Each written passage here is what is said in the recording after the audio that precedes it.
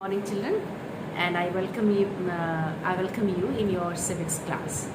और I hope कि मैं ये आशा करती हूँ कि आप खुश होंगे, स्वस्थ होंगे और यूनिट टेस्ट जैसा कि आपके शुरू होने वाले हैं तो आप उसकी तैयारी भी अच्छे से कर रहे होंगे। और बच्चों जैसा कि यूनिट टेस्ट के पोर्शन जो सिलेबस था बच्चों वो मैंने आपको पहले ही भेज दिया, आपको पता ही है। और गूगल मीट पे भी हमने इस बारे में बात भी की थी, आपको बताया भी था कि जो भी चैप्टर आपके जो भी सिलेबस आपको दिया गया है, जो भी आप चैप्टर आपके सिलेबस में है, please read all the chapters thoroughly, अच्छे से उसको पढ़ लीजिएगा बहुत अच्छे से। और पूरे चैप्टर को आपको पढ़ना है और जो है हर एक टॉपिक, हर एक शीर्षक जो भी आपके पार्ट में दिया हुआ है, चैप्टर में दिया हुआ बच्चों, उसको अच्छे से आप पढ़ लीजिएगा। तो बच्चों गूगल मीट पे जैसा कि हम लोग अपने डाउट्स, हमने जो संघवाद के बारे में, वैसे गूगल मीट पे जब हम लोगों ने लिया था बच्चों तो आप लोग तो हमने बहुत सारी चीज़ें आपके क्वेश्चंस का जो है वो आंसर्स दिया था और आपके डाउट्स, जो भी आपके डाउट्स थे हम लोगों ने डिस्कशन किया। और बच्चों इस तरीके से जो है एक रिवीजन पार्ट जो हो गया था हमारा, हो गया था। तो लेकिन जैसा कि आपको पता है कि हम लोगों ने संघवाद यानी फेडरलिज्म चैप्टर शुरू किया है सिविक्स में, और हम जो है काफ़ी चीज़ें हम डिस्कस कर चुके हैं। तो अब जो आगे के दो टॉपिक, दो शीर्षक ऑलरेडी वी हैव लेफ्ट, ये two topics are already left, so we will discuss, we will complete these two topics which are left. और इन दोनों शीर्षकों के बाद हम ये चैप्टर जो है वो समाप्त हो जाएगा। तो बच्चों लेट्स हैव लेकिन आगे बढ़ने से पहले हम ये जान लेते हैं बच्चों कि पिछले लेक्चर में हमने पढ़ा क्या था। पिछले लेक्चर में बच्चों हमने भाषा नीति के बारे में पढ़ा था। भाषा नीति के आधार पर किस तरीके से संविधान के ढांचे में रह के भाषा नीति को लेकर प्रॉब्लम्स हुई थी और उसके आधार पे किस तरीके से सत्ता का जो है वो बंटवारा हुआ, सत्ता की साझेदारी हुई संघवाद में, ये हमने डिस्कशन किया था पिछले लेक्चर में। और पिछले लेक्चर में ही हमने डिस्कस किया था कि भारत में संघीय व्यवस्था किस प्रकार कायम हुई, या भारत में संघीय व्यवस्था किस प्रकार चलती है और इसके चलाने में क्या क्या तत्व या कारक होते हैं, ये सब चीज़ें हमने डिस्कशन किया था, इस पर हमने चर्चा किया था। अब बच्चों आगे आज का टॉपिक, आज के लेक्चर में इसी पार्ट को हम कंटिन्यू करेंगे और आज हम लास्ट इसका जो पार्ट है वो डिस्कशन करेंगे, जिसके साथ ये चैप्टर आपका समाप्त हो जाएगा।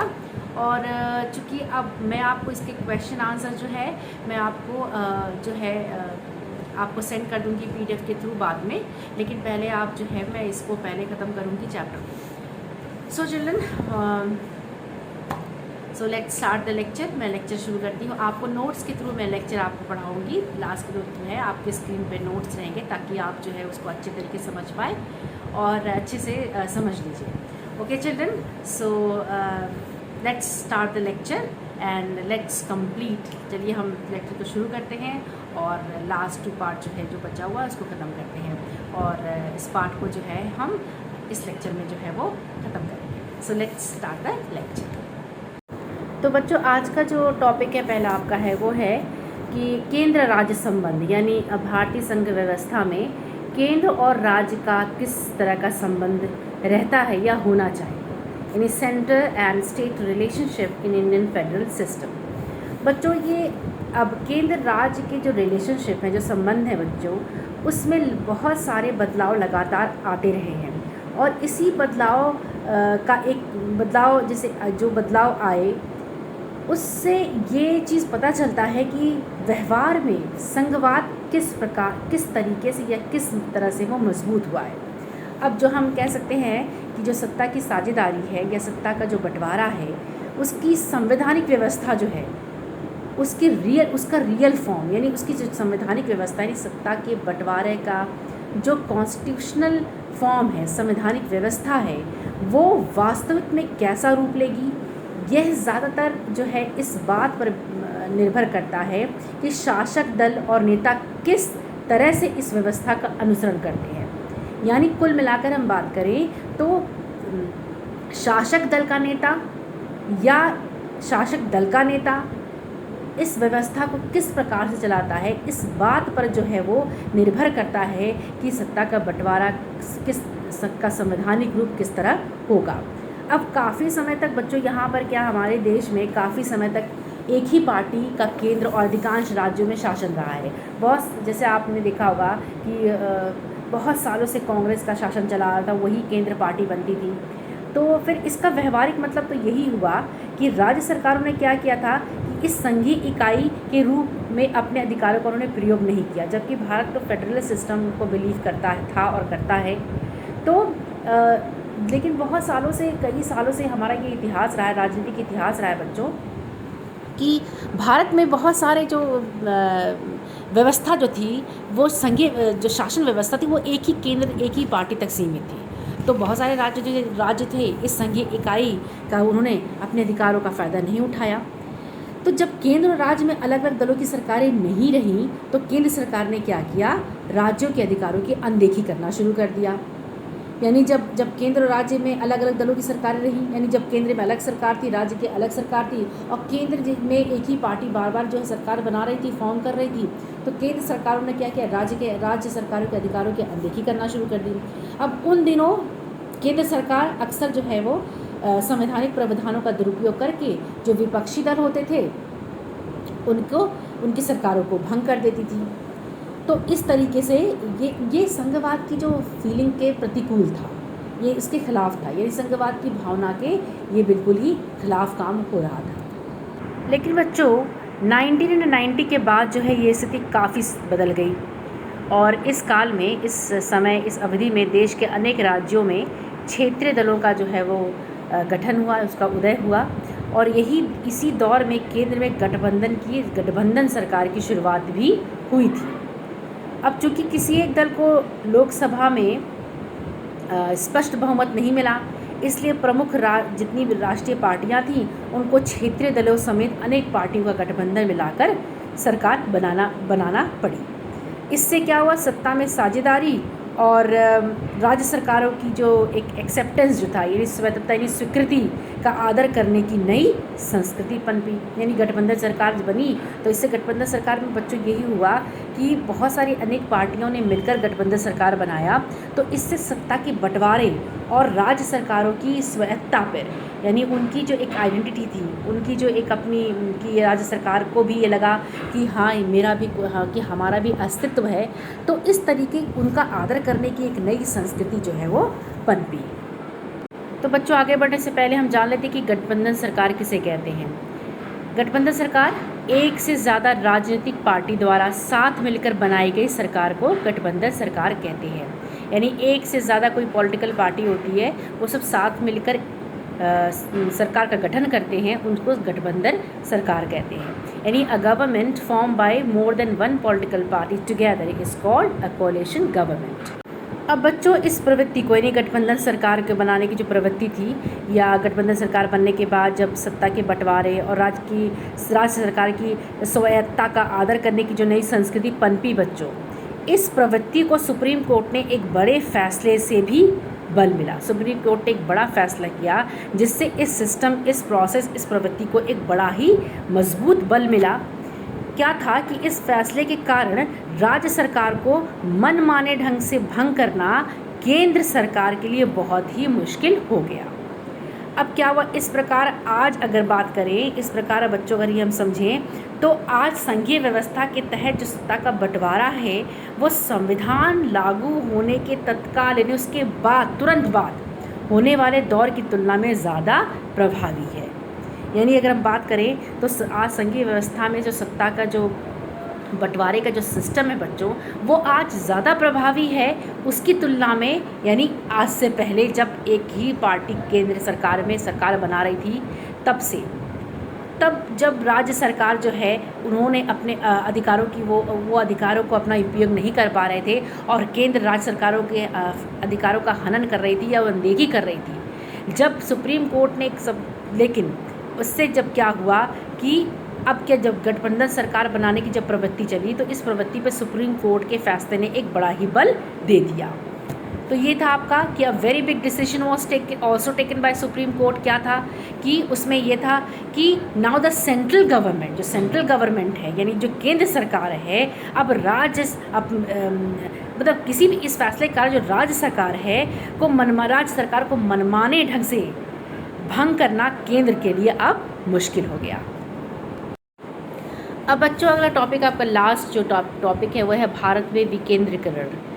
अब इसमें आप देखिएगा कि अभी तक हमने जो भी पढ़ा कि संघीय सरकारें 2 या 2 से अधिक स्तर वाली होती हैं, और हमने अपने देश में ही 2 स्तर वाली सरकार की चर्चा की। पर एक अब आप ये गैस कर सकते हो कि भारत जैसे बड़े देश में सिर्फ 2 स्तर की शासन व्यवस्था से ही तो बढ़िया शासन नहीं चल सकता, जबकि हमारे यहाँ 2 स्तर की सरकारें हैं तो संघीय सरकार है। अब इतना विशाल देश में अब 2 स्तर के शासन से ही सिर्फ शासन अच्छा नहीं चल सकता। भारत के जो प्रोविंसेस हैं, जो भारत के प्रांत हैं, वो यूरोप के स्वतंत्र देशों से भी बड़े बड़े हैं। यूरोप के जो स्वतंत्र देश हैं बच्चों, उससे बड़े बड़े तो हमारे देश में क्षेत्र हैं, प्रोविंसेस हैं, राज्य हैं। अब इसके हम उदाहरण ले सकते हैं, इसको हम अच्छे समझ सकते हैं कि भारत के जो प्रांत है यूरोप के स्वतंत्र देशों से कैसे बड़े हैं। अब जनसंख्या के अब आप यही अंदाज़ा लगा लीजिए कि जनसंख्या के हिसाब से उत्तर प्रदेश रूस से भी बड़ा है, महाराष्ट्र जो है लगभग जर्मनी के बराबर है। तो भारत के ऐसे अनेक बहुत सारे राज्य हैं बच्चों, जो उनके अंदरूनी तौर पे वो डाइवर्सिटी से भरे हुए हैं, यानी वो विविधताओं से भरे हुए हैं। तो बच्चों, जब इतना बड़े बड़े हमारे वहाँ राज्य हैं, प्रोविंसेस हैं, तो इस प्रकार इन राज्यों में भी सत्ता को बांटने की आवश्यकता है। अब भारत में संघीय सत्ता की साझेदारी जो है, अब हम कह सकते हैं कि 3 स्तरों पे करने की अब ज़रूरत पड़ी। अब ये जो जिसमें तीसरा स्तर जो है वो किसका होगा, होना चाहिए, मतलब होगा स्थानीय सरकार का। यानी जिसमें तीसरा स्तर जो है बच्चों वो स्थानीय सरकारों का हो, और यह प्रांतीय स्तर की सरकार के नीचे हो। यानी दो एक केंद्र और राज्य सरकार, तो 2 शासन व्यवस्था थी हमारे देश में बच्चों। लेकिन इतने बड़े विशाल देश में जहाँ हमारे राज्य जो हैं वो यूरोप के स्वतंत्र देशों से बड़े बड़े हैं, उनमें सत्ता का बंटवारा करना, उनकी शासन व्यवस्था को चलाना ये आसान नहीं पड़ रहा था। तो अब क्या था कि इन राज्यों में भी सत्ता बांटने की ज़रूरत थी। तो भारत में जो संघीय सत्ता की साझेदारी थी बच्चे, बंटवारा था, वो 3 स्तरों पर अब होना था, जिसमें तीसरा स्तर किसका होगा, स्थानीय सरकार का हो, और ये जो है ये सरकार, स्थानीय सरकार जो है वो प्रांतीय सरकारों के नीचे हो। अब भारत में सत्ता के विकेंद्रीकरण के पीछे, यानी मतलब जो भारत का विकेंद्रीकरण है, इसके स्वरूप के पीछे यही तर्क दिया गया कि तीसरे स्तर की सरकार होनी चाहिए, जिसके फलस्वरूप क्या होगा कि तीनों स्तर की जो सरकार होगी बच्चों, उसका संघीय ढांचा जब सामने आया, जिसमें तीसरे स्तर को स्थानीय शासन कहा जाता है। यानी 3 ढांचे पे जो संघीय व्यवस्था कायम रही, एक केंद्र सरकार, राज्य सरकार और तीसरी आपकी है स्थानीय सरकार। यानी केंद्र शासन पहला ढांचा, दूसरा ढांचा राज्य शासन, तीसरा ढांचा स्थानीय शासन। ये आपका रहा मतलब संघीय व्यवस्था का ढांचा। तो बच्चों, इसके आधार पे हम ये कह सकते हैं कि जब केंद्र और राज्य सरकार से शक्तियां लेकर स्थानीय सरकार को दी जाती हैं तो इसे सत्ता का विकेंद्रीकरण कहते हैं। यानी जब केंद्र और राज्य सरकार से पावर्स यानी शक्तियाँ लेकर स्थानीय सरकार को दी जाती हैं तो इसे सत्ता का विकेंद्रीकरण कहते हैं। यानी when powers are taken from the central and state government and given to the local government, it is called decentralisation of power. जब केंद्र और राज्य सरकार की से शक्तियाँ लेकर स्थानीय सरकार को दी जाती हैं तो इसे सत्ता का विकेंद्रीकरण कहते हैं। तो बच्चों, जब विकेंद्रीकरण के बाद, अब विकेंद्रीकरण के पीछे बहुत सारी बुनियादी सोच है, और ये सोच है कि अनेक मुद्दों और समस्याओं का निपटारा जो है वो स्थानीय स्तर से बढ़िया ढंग से हो सकता है, क्योंकि लोगों को अपने इलाके के बारे में बच्चों अच्छी जानकारी होती है, कि उनको ये जानकारी अच्छी होती है कि पैसा कहाँ खर्च किया जाए, चीज़ों को किस तरीके से अच्छे से हम इस्तेमाल कर सकते हैं। इसके अलावा स्थानीय स्तर के जो लोग होते हैं बच्चों, वो लोगों को जो फैसला में सीधे भागीदार बनने का भी वो संभव हो जाता है। यानी लोग जो है अपने गाँव, अपने क्षेत्र के बारे में जो भी फैसला लेते हैं, वहाँ के लोग उससे डायरेक्ट वो शामिल होते हैं। तो इससे क्या होता है कि लोकतांत्रिक भागीदारी जो होती है उसकी आदत पड़ने लगती है। अब इसीलिए ये जो विकेंद्रीकरण है बच्चों, सत्ता का जो विकेंद्रीकरण है, इससे जो है इसकी बुनियादी सोच जो है वो कहीं ना कहीं लोकतांत्रिक प्रणाली को और मजबूत बनाती है। अब बच्चों, विकेंद्रीकरण की ज़रूरत अगर हम कहें, अगर इसकी आवश्यकता के, तो हमारे संविधान में भी इसको स्वीकार किया गया है। अब जैसे कहें कि इसके बाद गांव और शहर के स्तर पे भी सत्ता के विकेंद्रीकरण की बहुत सारी कोशिशें हुई, बहुत सारी ऐसी चीज़ें हुई जो जैसे गांव और शहर के स्तर पे भी अगर सत्ता का डिसेंट्रलाइजेशन हुआ और उसका प्रयास किया गया है, उसको सेंट्रलाइज करने की कोशिश की गई है। अब बच्चों, अब सभी राज्यों में गांव के स्तर पे ग्राम पंचायतों और शहरों में, ऐसे राज्यों में गांव के स्तर पे अगर देखें तो ग्राम पंचायतों और शहरों में नगर पालिका की स्थापना की गई थी, पर इन्हें राज्य सरकारों के सीधे नियंत्रण में रखा गया था।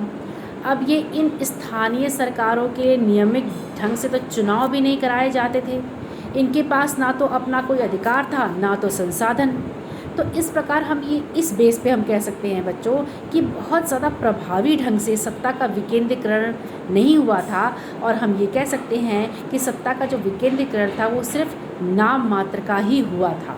स्थानीय सरकारों का गठन हो गया था, राज्यों में गांव के स्तर पे ग्राम पंचायतों का भी स्थापना हो गई थी, शहरों में नगर पालिका की भी स्थापना हो गई थी।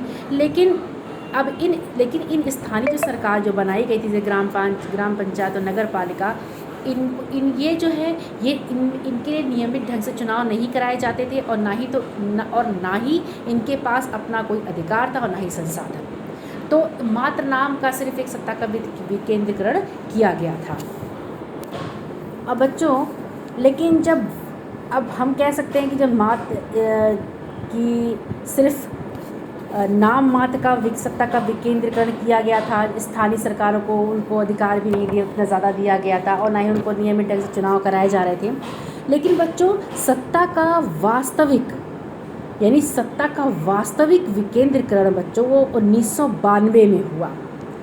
अब सत्ता का वास्तविक विकेंद्रीकरण जो था वो 1992 में हुआ, जब संविधान में संशोधन करके लोकतांत्रिक शासन व्यवस्था के इस तीसरे स्तर की जो सरकार थी, यानी स्थानीय सरकार को ज़्यादा शक्तिशाली और प्रभावी बनाया गया।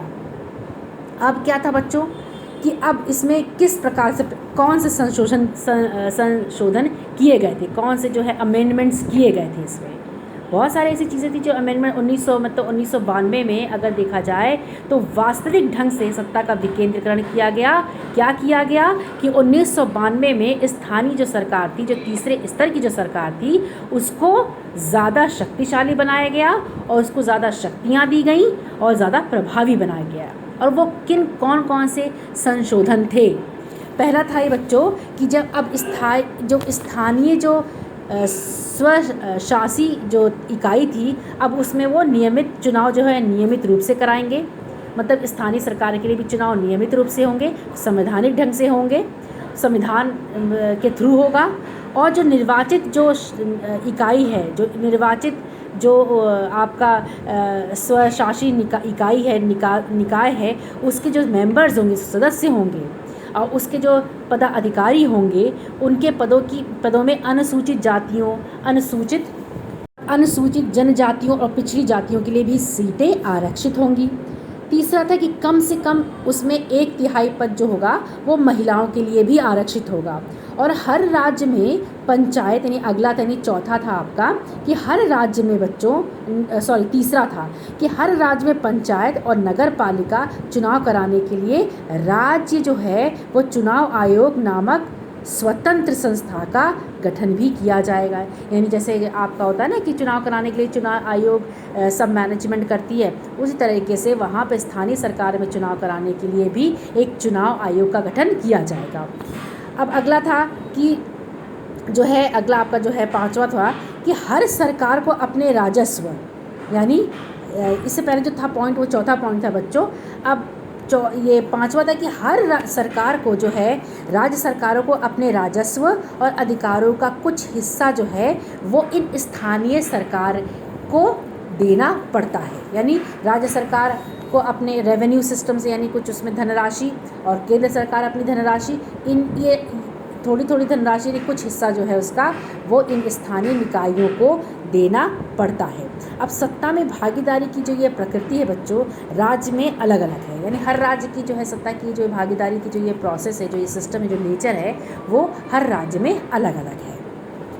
अब बच्चों बात आगे करते हैं कि अब हम बात करते हैं गाँव के स्तरों की। अब जब गांव के स्तर पे अगर हम बात करें तो वहाँ की स्थानीय शासन व्यवस्था को हम पंचायती राज के नाम से जानते हैं। और पंचायती राज के नाम से जानते हैं, पंचायत समिति के नाम से जानते हैं, ज़िला परिषद के नाम से जानते हैं। यानी जो विलेज, ये तो बात शहरों, ये उससे पहले हम जो बात कर रहे थे तो हम बच्चों बात कर रहे थे कि किस तरीके से राज्य सरकार जो है वो किस तरीके जो स्थानीय सरकार को, स्थानीय स्तर की सरकार को किस तरीके से संवैधानिक ढंग से अधिकार मिला, इस पे संशोधन किए गए, ये हमने चर्चा की। अब गांव के स्तर की बात करें तो गांव के स्तर की स्थानीय सरकार 3 भागों में डिवाइडेड है बच्चों। एक तो ग्राम पंचायत, पंचायत समिति और ज़िला परिषद। अब एक एक करके हम आपको बताते हैं क्या है इसकी भूमिका क्या है।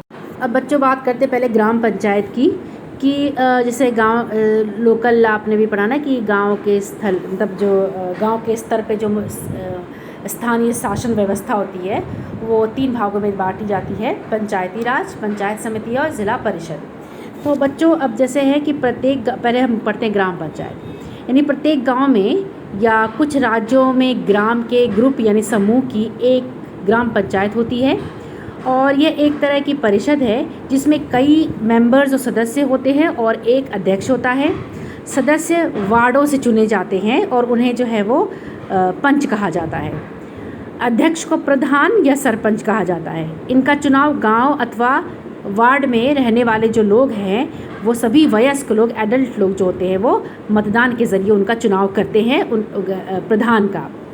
आपने देखा होगा ग्राम प्रधान के चुनाव जब होते हैं तो आपने देखा होगा कि उस गांव में रहने वाले जो जिस गांव से वो प्रत्याशी खड़ा होता है, उस गांव के लोग वयस्क लोग जो होते हैं वो मतदान करके उनको चुनते हैं। ये पूरे पंचायत के लिए फैसला होने वाली संस्था है और पंचायतों का कामकाज जो है वो ग्राम सभा की देखरेख में चलता रहता है और गांव के जितने भी मतदाता होते हैं इसके सदस्य होते हैं और इससे ग्राम पंचायत का बजट पास करने और इसके कामकाज की समीक्षा जो है वो करने के लिए साल में कम से कम 1, 2 या 3 बार बैठक करनी होती है। यह आपका ग्राम पंचायत हुआ। बात करते हैं पंचायत समिति की। स्थानीय शासन का जो ढांचा है, जो इंफ्रास्ट्रक्चर है बच्चों, स्थानीय शासन का जो ढांचा है वो ज़िला स्तर तक का है। तो कई ग्राम पंचायतों को मिलाकर पंचायत समिति का गठन होता है। यानी कई गांवों को मिला के ग्राम पंचायत बनता है और कई ग्राम पंचायतों को मिलाकर पंचायत समिति का गठन होता है। इसे मंडल या स्तरीय पंचायत भी हम कह सकते हैं। और इसके जो पंचायत समिति के जो सदस्यों का जो चुनाव होता है उस इलाके के सभी पंचायत के जो सदस्य होते हैं वो करते हैं। जैसे ग्राम पंचायत में गांव के रहने वाले लोग करते हैं और पंचायत समिति के जो सदस्य होते हैं उनका चुनाव पंचायत के सदस्य करते हैं। किसी ज़िले को सभी पंचायत समितियों को मिलाकर जो है आपका ज़िला परिषद का गठन होता है। अब आगे हम पढ़ेंगे ज़िला परिषद। ये रहा ज़िला पंचायत, यानी कई गांवों को मिला के ग्राम पंचायत बनता है और गांव में रहने वाले, उस वार्ड में रहने वाले लोग जो है उस ग्राम प्रधान का वयस्क लोग जो है मत के अधिकार यानी चुनाव मत के मतलब मतदान के ज़रिए जो है उनको चुनते हैं। और फिर ग्राम पंचायत समिति कैसी होती है? कई ग्राम पंचायतों को मिलाकर एक पंचायत समिति बनती है और इनके सदस्यों का चुनाव उन पंचायत में के सदस्य करते हैं। तो ये हुआ आपका ग्राम पंचायत और पंचायत समिति। अब बच्चों ज़िला परिषद की बात करते हैं कि ज़िला परिषद अब जैसे कि कई पंचायतों को मिलाकर पंचायत समिति बनती है, उसी तरीके से किसी ज़िले को सभी पंचायत समितियों को मिलाकर ज़िला परिषद का गठन होता है। यानी ज़िला परिषद के जो अधिकांश सदस्य होते हैं उनका चुनाव होता है और ज़िला परिषद में उस ज़िले के लोग जो मतलब ज़िला परिषद में उस ज़िले से लोकसभा और विधानसभा के लिए चुने गए सांसद और विधायक तथा ज़िला स्तर की संस्थाओं के कुछ अधिकारी भी सदस्य के रूप में होते हैं। यानी कई गाँवों को मिला के ग्राम पंचायत बना कई पंचायतों को मिलकर पंचायत समिति बनी और फिर सभी पंचायत समितियों को मिलाकर एक ज़िला परिषद का गठन होता है। ज़िला परिषद में उस ज़िले के लोकसभा और विधानसभा के लिए चुने गए जो सांसद होते हैं, जो एमपीज़ होते हैं, जो विधायक एमएलएज़ होते हैं, और ज़िला स्तर की जो संस्थाएं होती हैं उनके कुछ अधिकारी भी उस ज़िला परिषद के सदस्य होते हैं। और ज़िला परिषद का जो प्रमुख होता है, इस परिषद का राजनीतिक प्रधान होता है। अब शहर की भी स्थानीय जो है वो सरकार होती है। जैसे इसी प्रकार स्थानीय शासन वाली संस्थाएं शहरों में भी काम करती हैं। शहरों में जैसे नगर पालिका होती है, बड़े शहरों में नगर निगम का गठन होता है। नगर पालिका और नगर निगम दोनों का कामकाज जो होता है बच्चों, उसको निर्वाचित प्रतिनिधि ही करते हैं, यानी उनको अपॉइंटमेंट होते हैं प्रतिनिधि जो निर्वाचित होते हैं, जो चुने जाते हैं, वो नॉट अपॉइंटमेंट कहेंगे, उनको चुने जाने वाले जो निर्वाचित जो होते हैं वो प्रतिनिधि करते हैं। और नगर पालिका प्रमुख नगर पालिका के राजनीतिक प्रधान होते हैं और नगर निगम के ऐसे पद अधिकारी को हम मेयर कहते हैं जिसका चुनाव शहर में होता है। आपने देखा होगा मेयर का चुनाव जब होता है तो उसमें एक मेयर को चुना जाता है शहर के। तो इस तरीके से बच्चों स्थानीय सरकारों की ये जो नई व्यवस्था दुनिया में लोकतंत्र का अब तक का सबसे बड़ा प्रयोग है। और फिर नगर पालिकाओं और ग्राम पंचायतों के लिए करीब जो है 36 लाख लोग, 36 लाख लोगों का चुनाव होता है और यह संख्या अपने आप में दुनिया के कई देशों की कुल आबादी से भी ज़्यादा है। तो इस तरीके से बहरहाल जो भी है यहाँ पर, तो हम कह सकते हैं कि हमारे यहाँ लोकतंत्र की जड़ें और मजबूत हुई हैं इस तरह के स्थानीय सरकारों को संवैधानिक दर्जा देने के बाद। तो इसने महिलाओं को भी प्रतिनिधित्व बढ़ाने की साथ साथ हमारे लोकतंत्र में उनकी आवाज़ को भी मजबूत किया है। तो इस सब की बहुत सारी परेशानियां आज भी हमारे लोकतंत्र में कायम हैं, लेकिन फिर भी हमारा लोकतंत्र जो है इस तरह के सत्ता के बंटवारे, इस तरह की संघीय शासन व्यवस्था की वजह से हमारा लोकतांत्रिक प्रणाली और मजबूत हुआ है। तो बच्चों आपका चैप्टर समाप्त होता है और जो है आपका अब ये चैप्टर और मैं आपको इसके क्वेश्चन आंसर आपको मैं बाद में आपको भेज दूँगी। And all the best for your unit test. So take care of yourself. Good bye.